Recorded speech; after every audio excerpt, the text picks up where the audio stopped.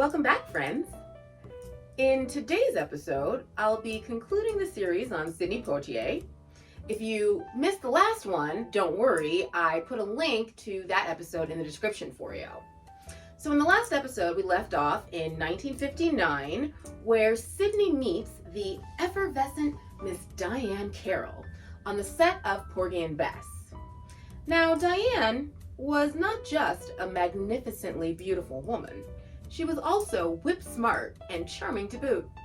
Sidney was no slouch himself. In fact, let's take a moment to gaze upon this gorgeous specimen of a man. Oh yeah, I like it. Okay, so these two meet and sparks fly. Of course, they're both married to other people, and they're movie stars who need to keep up the appearance of propriety, so they decide to strike up an innocent friendship. They start going out to lunch and dinner, and they talk about their lives and their dreams, and occasionally their spouses. Eventually, these little get-togethers as friends evolve into a passionate romance. Sidney was not only attracted to Diane's body, he found her mind to be pretty sensuous as well. And who could blame Diahann for wanting to make a meal out of Sidney? He was a beautiful man. That's the kind of man you do naughty things with and then you pray about it later. Anyway, so they start an affair, and not even the birth of Diane's daughter a year later would put a hitch in that get-along. So they continued to see each other on the set of their next film, Paris Blues, which was released in 1961 and was another smash hit for both of them. As you can imagine, not one person on that set was under any misconceptions that theirs was just a friendship.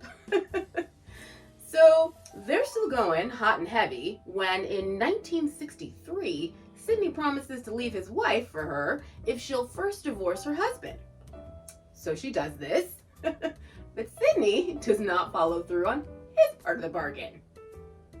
Diahann trusts his words though, especially since Sidney's becoming a lot more brazen about being seen with her in public, even being photographed with her on the night he won his Academy Award for Lilies of the Field in 1964. So Diane's waiting for Sidney, albeit a little impatiently, but Sidney's given her a big rock, a sort of promise ring, if you will, but not an engagement ring. He had second thoughts about dating so soon, and so he tells Diahann. Diahann is like, okay. So she starts dating other dudes because she is a single attractive woman with needs. Sidney gets wildly jealous, calls her all kinds of names even though he's still married, and he goes to her hotel where she's staying and basically tells her, listen girl, you mine, and he wants her all to himself.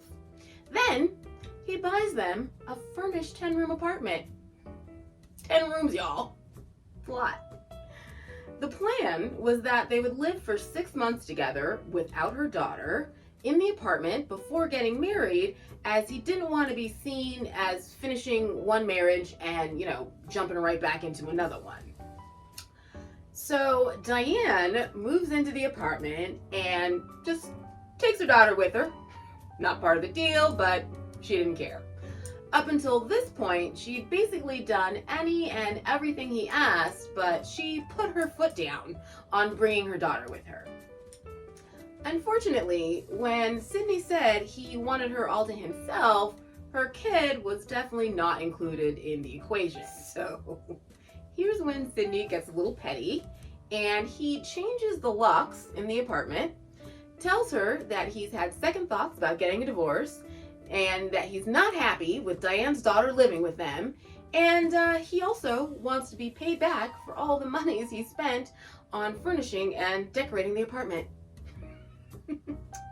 Thusly, their romance became a trash fire, and by 1968 had burned to the ground. That said, they eventually mended their fences and became good friends later in life. While this tumultuous romance was going on, Sidney's still racking up the hits, A Patch of Blue, and 3 wildly successful films in 1967, To Sir with Love, Guess Who's Coming to Dinner, and In the Heat of the Night. Beginning in the 1970s, Poitier became a director, and he was actually knighted by Queen Elizabeth during this time. I believe it was in 1974, and he remarries in 1976, so he's pretty busy. One of the more notable films he directed during this time was the film Stir Crazy, starring Richard Pryor and Gene Wilder. Though he acted much less over the years, 2 films he's remembered for in his later years are Shoot to Kill, which came out in 1988, and Sneakers, which came out in 1992.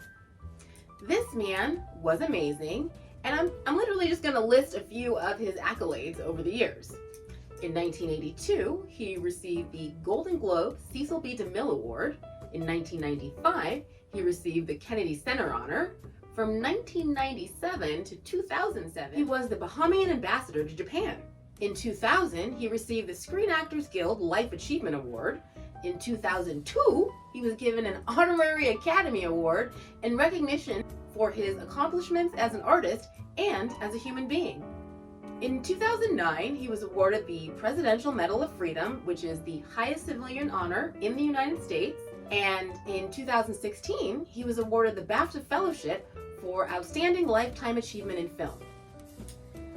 Sidney passed away while living a quiet life in the Bahamas, surrounded by family and love, on January 6th of this year. And we've lost a great man, a great artist, and an all-around amazing human. He wasn't perfect, but he tried to learn from his mistakes to become a better man, which I think is admirable. I believe it's a mistake to put celebrities on a pedestal anyway. They're just humans, flawed beings like us all. Not one of us is a saint. I say we do the best we can, you know? I guess I'll end on that note, but I do want to recommend watching some of his movies. I'll leave a list of my favorites in the description, and I recommend reading his autobiography if you'd like to learn more about this legend. As always, if you liked what you saw, please like and subscribe. And I'll see you the Friday after next for some more old Hollywood and Black history.